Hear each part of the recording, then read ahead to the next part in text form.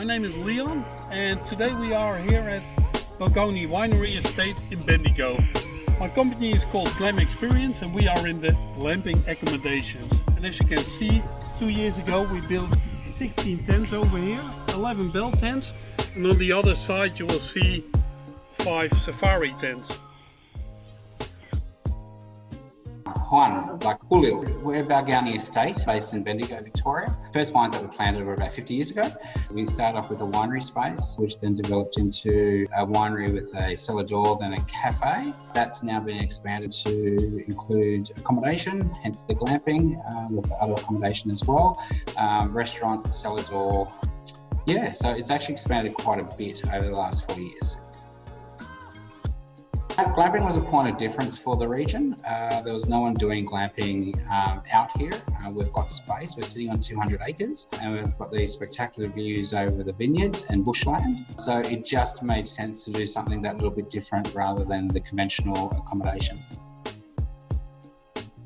I think it was a matter of obviously what was out there on the market, and then obviously doing a bit of research and looking at the product and seeing the product, and obviously working with Sandra and Leon, which were great to work with, to get us up and going. Quality was definitely there as well, and it was just that sense of ease working with Sandra and Leon and the team. I loved it. It was definitely needed, I think, for our region, especially if we're based with the leisure market primarily rather than a corporate market out here, since we're about 12 k's out of town. And it just actually finished off, the missing link, I think, with the winery. Definitely was an added bonus to do something like this. And it works on so many levels. It's just not, we do weddings out here, so wedding guests are excited because they're not just coming to a wedding, they're getting an experience at the same time. Same thing with the leisure market. They can have a beautiful meal in our restaurants, magnificent wine, they can just relax, they can go for a 2.5k bushwalk. So yeah, definitely just I think was that missing link that we needed something like a glamping experience just to finish off the puzzle really. That was a process. Definitely got packages which includes glamping, cheese platter on arrival with a bottle of wine, complimentary cellar door tasting, and then with a $100 voucher for the restaurant, or they can just use it for wine sale as well. So it's called our deluxe package, and that's still going now, and that's definitely one of our more popular packages. We don't have cooking facilities in tents themselves because we want people to come in and actually enjoy our food and enjoy our wine and enjoy the whole experience. If people want to bring their own, that's okay. We've kept it away from the central area as well, so it just has that sort of privacy factor to them as well. It's not too far away, but it's far away enough. Yeah, so no, it's worked well.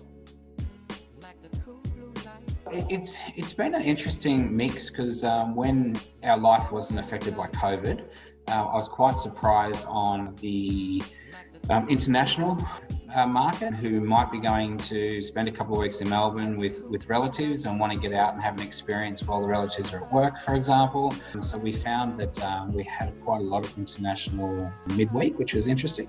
Definitely, obviously, interregional and Melbourne-based and wanting to get out. It's actually a nice drive to get out and you feel like you've really gotten away. The other interesting part of it's been is the staycation crowd who are locals and wanting to do something different. So primarily in the restaurant, majority was actually locals, and what we're finding is it's definitely a lot of interstate and inter-region, metropolitan sort of clientele coming through. Yeah. Look, to be honest, the groundworks were really expensive. That was definitely, I think, something that was a bit of a shock. However, we needed to have it. Obviously, we're on town services, so to get the sewage down there, the water down there, electricity down there, gas down there. So that was a big investment as what it would have been to actually set the tents up originally. In saying that though, it makes sense. So, because we can offer those modern conveniences on their doorsteps or of the tents, which is great.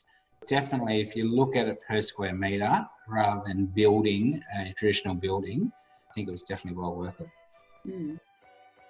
So at the moment, we've got the 5 safari tents in, and we've got the 10 bell tents, half and half, single and doubles. So look, we do see that the safari tents are actually the most popular product that we have with the glamping. So we are looking at most probably changing those over. You know, people are wanting their own en-suites. People are wanting, you know, all those facilities that you get into a hotel room, but do something a little bit different. So that's definitely something in the future that we'll be looking at, putting another 5 in, or substituting 5 little bell tents for another 5 safaris.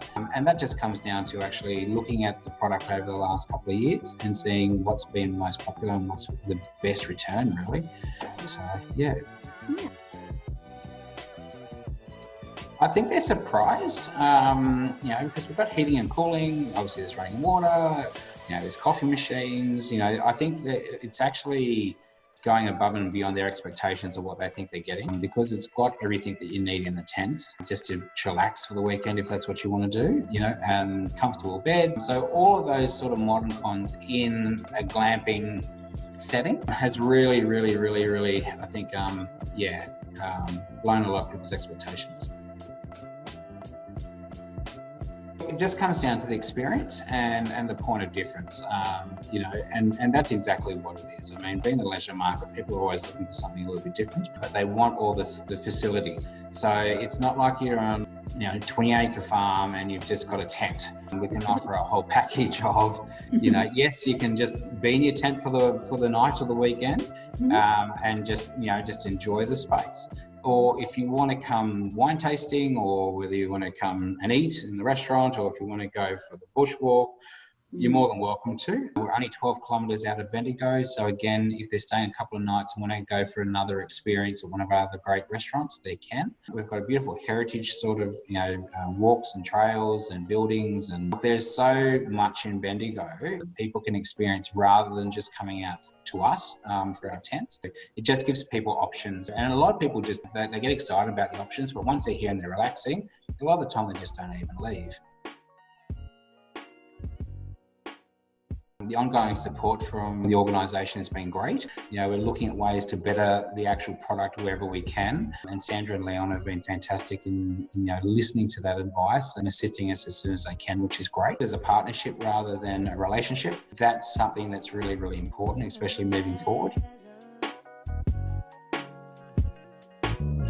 Cheers.